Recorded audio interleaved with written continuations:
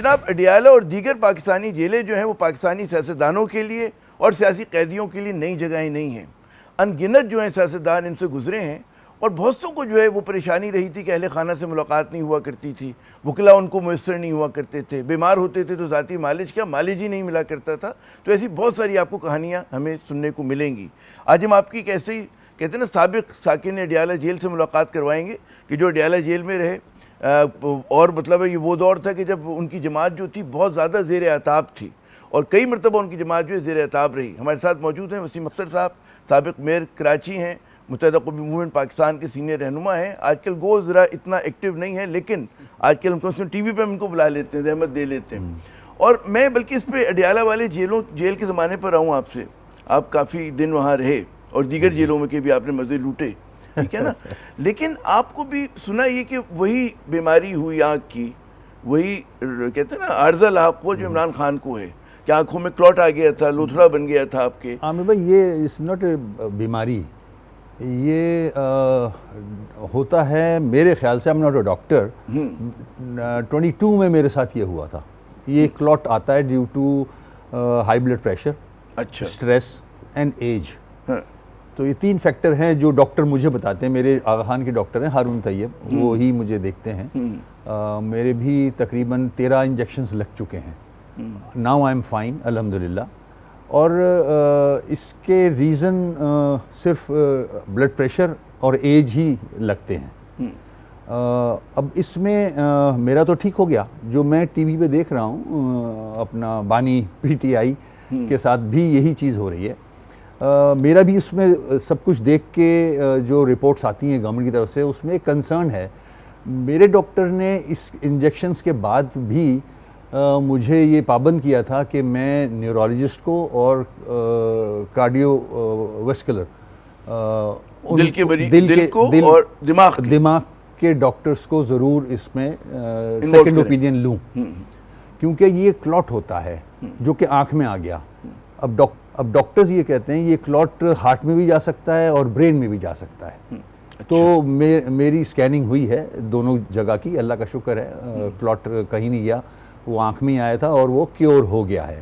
تو پوائنٹ یہ ہے کہ جیسے بانی پی ٹی آئی مشکل میں ہیں، اس وقت جیل میں ہیں، اپنی جگہ جیل اپنی جگہ، عدالتیں اپنی جگہ، مگر جو پرابلم ہے اس پرابلم کو سالو کرنے کے لیے ان کے مطلب کے ڈاکٹرز ملنے چاہیے ان کو، اور ریگولر اس کے انجیکشنز لگتے ہیں ہر مہینے، چیک اپ بھی ہونا چاہیے، اس کا اسکین ہوتا ہے ان 10-15 ڈیز، وہ ضروری ہے۔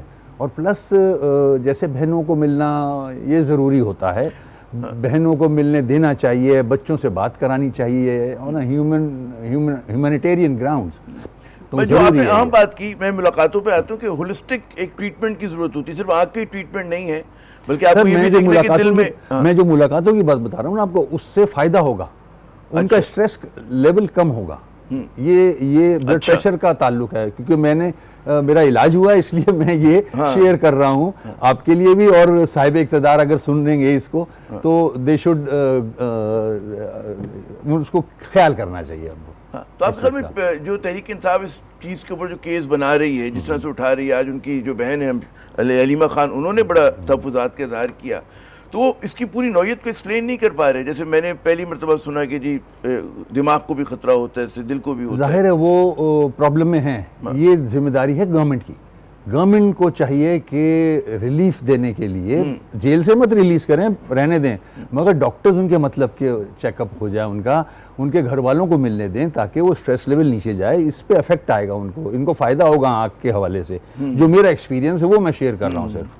تو ایک تو چلے حکومت کا ہم دیکھتے ہیں کہ وہ سخت رویہ اسی طرح سے برقرار ہے، تحریک انصاف کیا کر سکتی ہے لوگوں کو زیادہ اویئر کرنے میں کہ اتنا بڑا ایک ایشو ہے جس کو بڑا حکومت کہتی ہے نا لائٹلی کہ اب تو ٹھیک ہو رہے ہیں، کوئی مسئلہ نہیں ہے، حکومت تو سب خیر کی خبر دے رہی ہے۔ ایسا نہیں ہے، حکومت میرے خیال میں بہت غلط سٹینڈنگ پہ ہے، ایسا نہیں کرنا چاہیے۔ ماضی میں نواز شریف صاحب کے ساتھ بھی پرابلم ہوئے تھے، تو اس وقت کی گورنمنٹ نے ان کو، تو اپارٹ فرام پولیٹیکل ڈفرینسز وہ اپنی جگہ، مگر یہ ہیلتھ ریزن اور پھر ایج کو دیکھتے ہوئے میں سمجھتا ہوں گورنمنٹ کی ذمہ داری بنتی ہے، اس کو کرنا چاہیے۔ کیونکہ آج اگر یہ اس طرح کے پالیسیز بنا رہے ہیں تو کل کو ایسا نہ ہو ان کے اوپر کوئی چیز آئے۔ تو میرے خیال میں ان کو کنسیڈر کرنا چاہیے ذرا انسان کی بنیادوں پر. اچھا یہ تو بات ہو گئی, آپ بھی اڈیالہ جیل میں رہے, میرے خیال میں اسی بیرک کے آس پاس تھے کہ جہاں پہ آج عمران خان صاحب ہیں. کیا وہ کیسا دور تھا, اور آپ کا بھی سنا بڑا مشکل ہوتا تھا ملاقات ہونا ہے؟ عامر بھائی بدقسمتی سے ہمارے ملک کی پالیٹکس میں یہ چلا آ رہا ہے. یہ تو پی ٹی آئی کے ساتھ تو کچھ بھی نہیں ہوا. جو 96 میں ہمارے جو لوگ اڈیالہ میں تھے, نواز شریف صاحب کے بھائی تو میرے بیرک کے برابر والے بیرک میں بند تھے, شہباز شریف صاحب, تو وہاں بھی بہت زیادتیاں ہوئی ہیں. ہمارے ساتھ تو ہوئی ہیں. ہم 3rd ڈگری ٹارچر, اس کے بعد مجھے بھی پمس میں چھوڑ کے چلے گئے تھے. پمس میں 6 مہینے رہا ہوں ود ہارٹ کالر, میرے ورٹیبراز ہلا دیے تھے مار مار کے. تو وہاں ہمیں بھی اپنے بچوں سے نہیں ملنے دیا جاتا تھا, نہ ڈاکٹر, نہ وکیل, نہ گھر والے. ہسپتال میں ہم پڑے ہوئے تھے.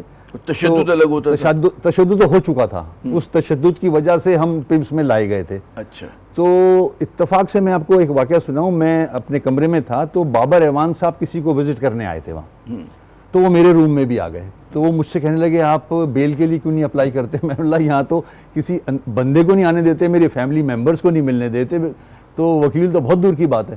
تو انہوں نے پہلا کیس بابر اعوان نے میرا لیا تھا اور میری پٹیشن لگائی تھی ہائی کورٹ میں کہ میری بیل کی جائے. تو یہ اس دور کی بات ہے. اس کے ساتھ ساتھ ایک خاتون کی حکومت ہوتے ہوئے جو نصیر اللہ بابر اس زمانے میں حرکتیں کر رہے تھے, جو زیادتیاں کر رہے تھے, وہ اتنی زیادہ تھیں کہ یقین نہیں آتا کہ ایک خاتون کی حکومت میں یہ اس قسم کی حرکتیں ہو رہی ہیں. اور شی واز کوائٹ. اور وہ کیا, آپ نے نام سنا ہوگا, ایم کیو ایم کے ایک ورکر تھے فاروق پٹنی, فاروق دادا کے نام, فاروق دادا کے نام, ان کے باپ دادا کا نام بھی لاسٹ ٹائم دادا ہی تھا, تو وہ فاروق دادا کے نام سے زیادہ مشہور تھے. ان کی بیوی تھی 18 سال کی, شازیہ فاروق.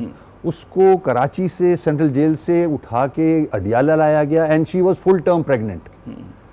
وہ نہ ان کی ماں, نہ ان کا باپ, نہ ان کی بہنیں, کوئی بھی کسی کو ملنے نہیں دیا. وہ آپریشن تھیٹر میں اس کا آپریشن ہوا ہے اور اس کے بیٹی ہوئی ہے. اس وقت میں وہاں موجود تھا پرمس میں اتفاق سے. تو میں نے اپنا جو ہمارے ساتھ ایجنسیز کے لوگ تھے ان سے ریکویسٹ کی تھی کہ ایک بہت ینگ لڑکی ہے جس کو پہلی ڈیلیوری ہو رہی ہے, اس کو پتہ ہی نہیں ہے ہوتا کیا ہے, کیسے ہوتی ہے ڈیلیوری, تو وہاں مجھے جانے دو. تو مجھے جانے دیا گیا تھا. میں وہاں کھڑا ہوا تھا. اس وقت آئی بی اور ایف آئی اے اس وقت کی ان چیزوں کو ہینڈل کر رہی تھی. تو اللہ کا شکر کہ بیٹا نہیں ہوا, کیونکہ میرے پاس جو خبر آ رہی تھی, وہاں جو پولیس گارڈ بتا رہے تھے کہ نصیر اللہ بابر صاحب کی انسٹرکشنز ہیں کہ اگر لڑکا ہو تو کوئی پرابلم کریٹ کر دینا. جو تو بڑا وہ والا دور تھا نا کہ اس زمانے میں پاکستان پیپلز پارٹی یہ الزام لگاتی تھی, اتنی زیادتیاں تھیں کہ آپ سوچ نہیں سکتے کہ یہ کر کیا رہے ہیں یہ لوگ. تو یہ جو آج ہو رہا ہے یہ کوئی نئی چیز نہیں ہے, یہ ماضی کئی جماعتوں کے ساتھ ہوا ہے. لیکن یہ جو آپ بیان کر رہے ہیں کہ نصیر اللہ بابر صاحب نے اتنا سخت احکامات, تو یقیناً ایکسٹرا جوڈیشل کلنگ ہوئی تھی. میں نے وہ رپورٹ چودھری شجاعت صاحب ریکارڈ پہ ہیں اس وقت کے انٹیریئر منسٹر, کہ مرگلا ہلز کے نیچے بہت سارے لڑکوں کو دفنایا گیا ہے. مطلب جو پیپلز پارٹی, وہ لیٹ می بی, اگر آپ الاؤ می کہ بی ڈیولز ایڈوکیٹ, انہوں نے کہا تھا کہ کراچی جو تھا پورا ایک یرغمال بنا ہوا تھا. اور یرغمال نہ صرف مطلب ایک آپریشن ہو رہا تھا, لیکن کیونکہ آپریشن اس لیے کیا گیا تھا کہ یہاں پہ متحدہ قومی موومنٹ اس زمانے میں جو آپ کی وہ تھا کہ اس کی مسل پار بہت تھی, اور جس طرح کا مطلب ہے لوگوں پہ تشدد ہوتا تھا, ہڑتالیں ہوتی تھیں, یہاں پر پولیٹیکل رائیولریز میں قتل کر دیا جاتا تھا. تو حکومت کو اس وقت یہ بیانیہ تھا, جسٹیفیکیشن تھا, لیکن ظاہر ہے کہ حکومت کو الاؤ نہیں ہوتا کہ وہ ایکسٹرا جوڈیشل کلنگ کرے. پھر بھی اس وقت کی حکومت دیکھیں, ہم تو یہی اس وقت بھی کہتے تھے. اشتیاق حضر صاحب کا نام سنا ہوگا, سینیٹر تھے. وہ ریزولوشن یا وہ اپلیکیشن ڈالتے تھے کہ ہم سے ملاقات ہو جائے, مگر نہیں کرنے دیا کرتے تھے. اسمبلی کے اندر, سینٹ کے اندر جو نصیر اللہ بابر صاحب ہیں وہ بڑا کلیئرلی کہتے تھے کہ ہمارے پاس نہیں ہیں یہ لوگ, اور ہم ان کے پاس ہی تھے. جو 3rd ڈگری ٹارچر کرتے تھے, سیف ہاؤس میں ہمیں رکھا ہوا تھا. میرے ساتھ نواز کھوکر صاحب تھے, مصطفیٰ کھوکر کے والد. تو یہ ایک بڑا بھیانک دور گزرا ہے بے نظیر صاحبہ پیپلز پارٹی کے زمانے میں, جو ہمارے ساتھ زیادتیاں ہوئی ہیں. یہ تو بانی پی ٹی آئی کے ساتھ جو ہو رہا وہ اپنی جگہ, مگر اس وقت ایک ینگ لڑکی کے ساتھ اس طرح سے زیادتی کرنا, میں نہیں سمجھتا کہ ایسے مسلمان ملک میں اور جمہوریت پسند کے لوگ. نہیں، نواز شریف صاحب کے زمانے میں بھی آپ لوگوں کے خلاف آپریشن ہوا. آپریشن ہوا مگر جتنی زیادتی اس زمانے میں ہوئی ہے ایم کیو ایم کے ساتھ کبھی نہیں ہوئی. بہت زیادہ ایکسٹرا جوڈیشل کلنگز، امن کمیٹی، یہ سب کے سامنے ہے. جو پوری ٹاپ ٹیئر تھی، میں سمجھتا ہوں کہ ساروں نے کسی نہ کسی لیول پہ تشدد سہا ہے. فاروق ستار نے تقریباً 3rd ڈگری ٹارچر سہا ہے، یہ میرا آنکھوں دیکھا ہے. ٹھیک ہے نا. تو اس طرح سے نہیں ہونا چاہیے. آج جو ہو رہا ہے وہ بھی نہیں ہونا چاہیے. ہم سب پولیٹیکل ورکر ہیں. اس طرح سے اگر آپ عام ٹوسٹ کرو گے ٹو چینج. اچھا ایشو کیا ہے؟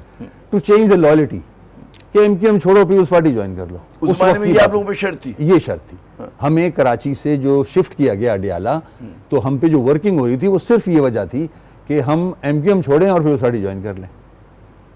یہ کرانے میں آپ اہل ہشم سب کا دستور نہیں بدلا. ایگزیکٹلی وہیں پارٹیاں بدل جاتی ہیں، وہیں کے وہیں کھڑے ہیں. ہم وہیں تو ہمیں سبق سیکھنا چاہیے. میری اتنی بات کرنے کا مقصد یہ ہے کہ ہمیں سبق سیکھنا چاہیے. ہم نے سارے دور دیکھے ہیں، یہ زیادتیاں، اس کا رزلٹ اچھا نہیں ہوتا ہے. جو پوائنٹ ہے وہ یہ ہوتا ہے کہ جی فرض کریں کہ کوئی سیاسی جماعت جو ہے دہشت گردی میں اگر فرض کریں انوالو ہے، وہ تشدد کر رہی ہے، پھر بھی جو ریاست ہوتی ہے وہ بائی دا بک چلتی ہے، وہ قانون کے تحت چلتی ہے.